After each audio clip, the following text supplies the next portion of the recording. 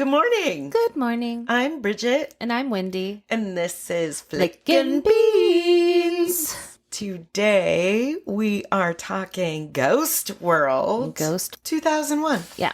And it is... Oh, there it is. Ghost World. It's the first film based on a graphic novel or comic book to receive an Oscar nomination for Best Adapted Screenplay. Oh, okay. I know.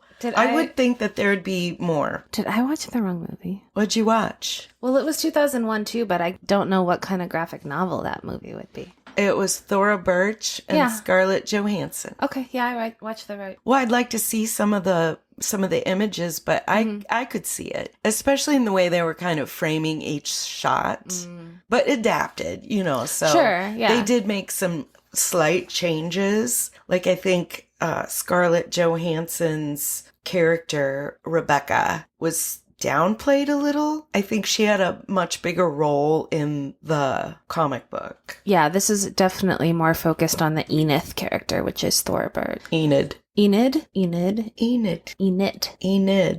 I thought it was Enid. Oh. That's not a name. But Enid is? Yeah. Okay. Yeah. But, okay, wait. This is totally an aside because it never comes up in the movie at all. But apparently her last name is Coleslaw. Enid Coleslaw. Okay. But Enid is? Yes. Well, you're thinking Edith. Yeah, but people take names and change one letter all the time, and then that's a new name. Is it Brandon or Braden? Anthony? So this movie is about two best friends who are just about to graduate from high school. Well, they end up, they graduate. And their, quote, dream goal in life after they graduate is to get their own apartment. They're kind of shitty people. Very shitty. Yeah. They're immature. Yeah. They like to pull pranks on people. Yes. And Enid. I got it. I'm going to die. Enid is the worst. Ethan. No. Ethan. She's the worst. She has absolutely no concept of how her actions are affecting other people. Right. Or no empathy for it anyway. Right. She just goes around and does whatever she wants, and she's fucking up everybody's life. She ruins that... what's his name?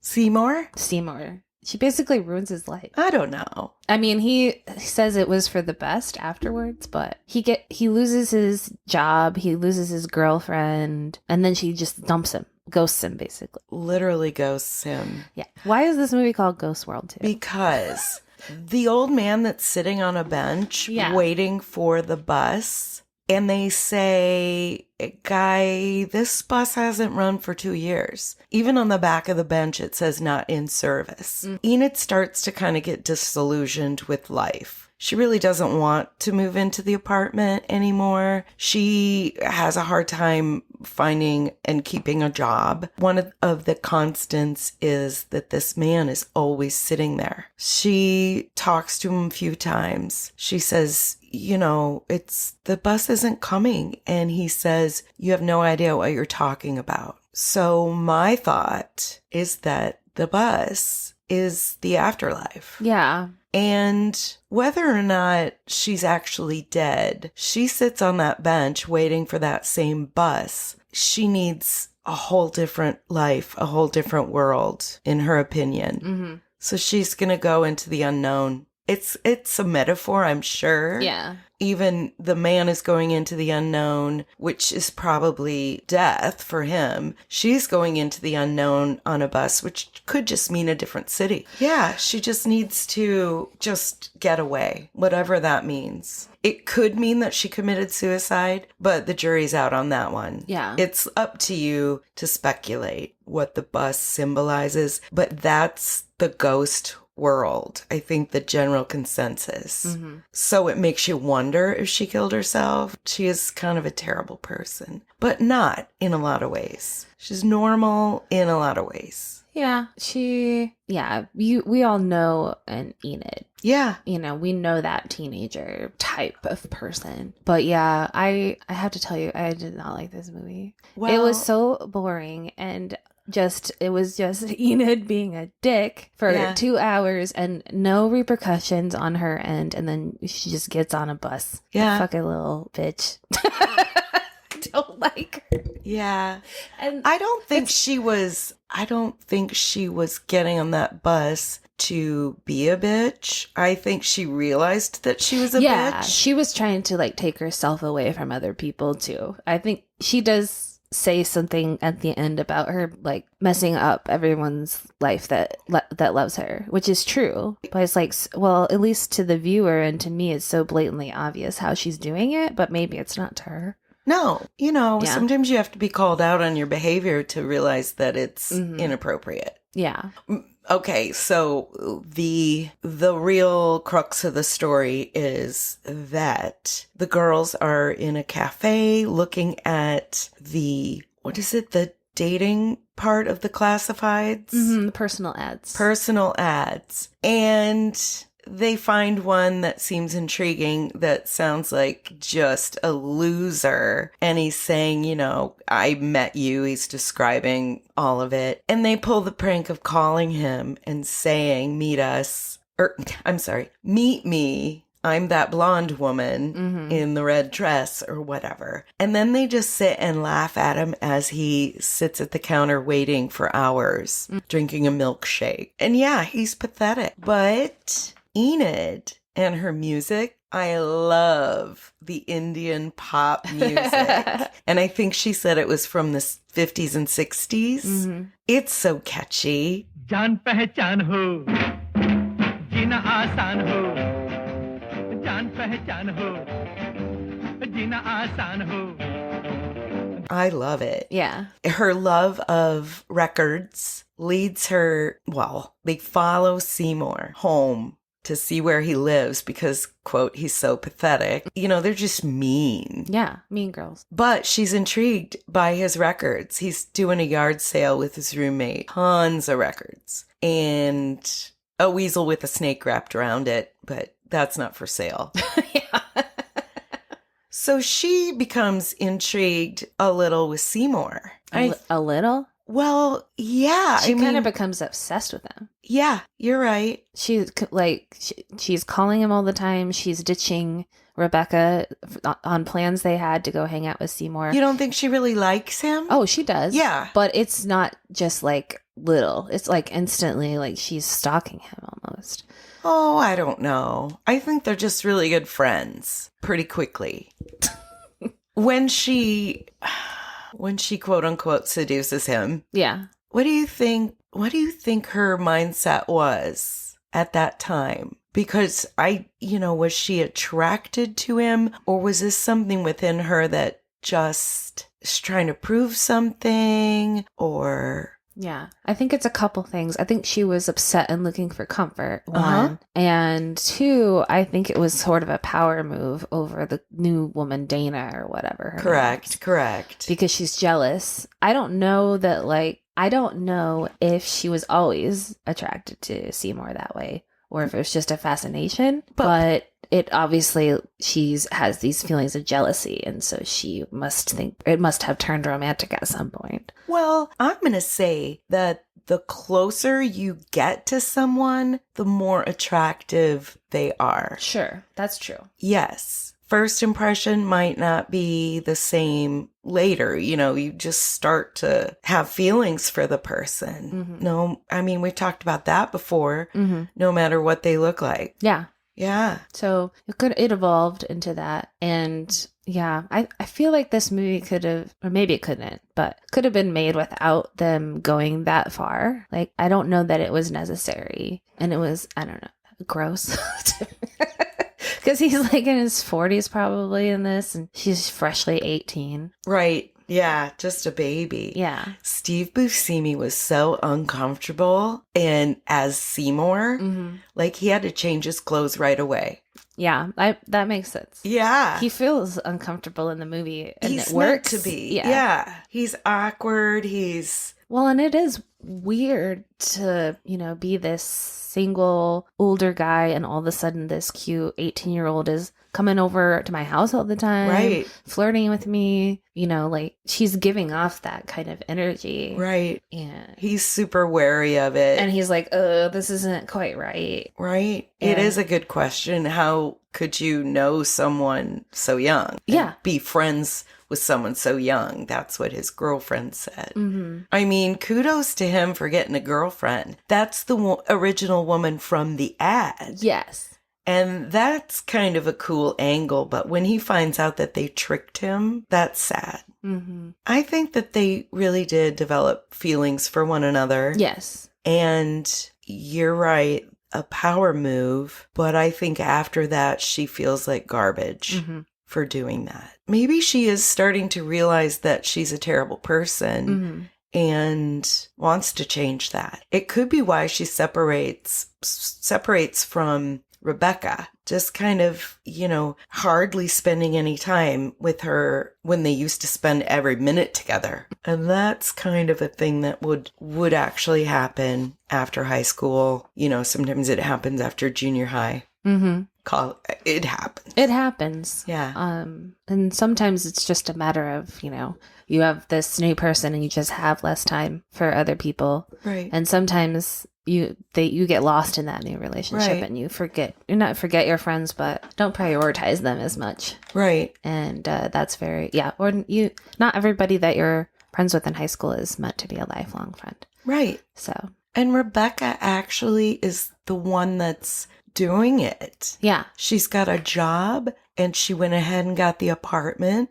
She's shopping for plastic tumblers and she's just being normal. I don't know how she can afford an apartment all by herself, working at Starbucks, but... Hey, maybe you couldn't 2001. No, you couldn't. Maybe her parents are helping her. We'll just leave it. Yeah. Leave it lie. Enid Coleslaw.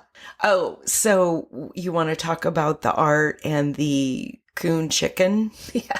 So that's a real thing. I've actually heard of that before. It's terrible. So we're talking about very racist, a very racist chicken restaurant that had a what do you call it? A mask? No, logo. A mascot. Too. Mascot / logo of a black man in white face. Is that what it's called? Does he have white? I don't know. Has where they drew the white around his lips, and it's just awful to look at. And it's like so shocking to believe that was something that you would see every day, and other things like, we're all fucking terrible people. Maybe that's a message too. Yeah. And I hadn't thought of that before, but that's a good point of parallel between the real characters and this story about the chicken place, to maybe examine the bad parts of yourself too. You can't like dismiss them. Right. And I think that's something that Seymour kind of says when he's explaining about why he has this memorabilia and why he thinks history is important. It's because if we whitewash it, then we don't remember and we can repeat those mistakes, right? And you can't get better without looking at all the bad parts of your past. So maybe there's a parallel there where, you know, Enid is starting to look at herself and go, "Ooh, I can't believe how blaringly bad I was being." Yeah. And this sign is like, I can't believe how blaringly racist it is, but right. Until somebody like makes you aware of it, it's so easy to fall into traps like that. Enid tried to put that image out there at her art show, her summer school art show. Yeah. The teacher was ridiculous. But do you even need an art class to graduate high school? Hell no. That's so stupid. I know. You wouldn't need to go to summer school. I want to go to a summer art class. Right? Are you kidding me? I wonder if I could get in on one. Thora Birch gained 20 pounds to play this role. Really? I would. She must have been tiny. I know, because she's not fat. She actually has big boobs and is full figured, I guess. It was funny to me and how ample her bosom is now. Because have you ever seen the movie Now and Then? No. She's in that, Thora Birch. And in her character, they're like 12, 13, and she's stuffing her bra, and she's figured out like that pudding is the most realistic feeling. She's tried all these different ways to stuff her bra, and pudding was in a balloon is how it's the best. Wow. Well, her other friend who actually has boobs already is like taping them down, you know? Because she's like, oh, mine are too big. Because you're at that age where it's weird. You don't really, you don't want that attention. Do that movie. It's okay. It's a good one. Okay, we will. And I actually love Thora Birch as an actress. I loved her too. I just didn't, I didn't like this character, but I don't think you're supposed to. I love her whole look though. Yeah. It's so cute. Everything she put together, even the green hair. Mm-hmm. It's actually 70s punk. Yeah. Specifically. They offered the role to Christina Ricci. Could have seen that. Yeah. But I liked Thora Birch better. Yeah, Christina Ricci might have been a little old to play high school at that point. Maybe not, no. But she's got such a baby face. Yeah. She was just involved in something else, so they couldn't do it. They also suggested Jennifer Love Hewitt, Claire Danes, and Alicia Silverstone. I could see Claire Danes. The other two, That's only because Claire Danes in My So-Called Life had that perfect bob hairstyle. Exactly. And she was kind of a similar, like, apathetic character, high school character. Yeah. Yeah. You're right. So I could see it. I liked that show. Me too. Jared Leto. Uh-huh. So dreamy. Anyway, what else about that? Enid Coleslaw. I wrote, this is the most millennial movie ever, which it is. But I had never heard of it. Didn't see it, even though I'm a millennial. This came out, I would have been like the same age as these girls when this came out. Okay. Could have been like 17. I can't remember when I saw it, but I really liked it. I liked the low-key, downplayed, no one ever got too excited in the movie. They were dull, but on purpose. I liked it. I liked everything about the way it looked. You know what this was like for me is when they are in the art scene and at the beginning of summer school and they're watching the video and the teacher shows it and it's like mirror, father, mirror, father, mirror, father. And then just like baby doll heads and stuff. And you're like, what's going on? Right? That's how I felt about this movie. Yeah. It was like some bad art movie and I just didn't. Well, that's what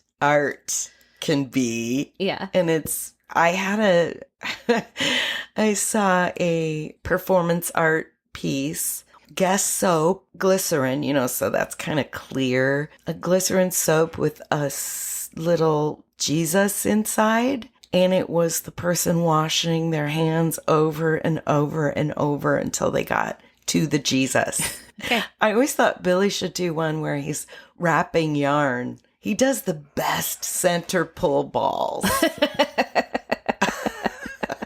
Center pull balls. That might be the title. Name of my sex tape. Damn.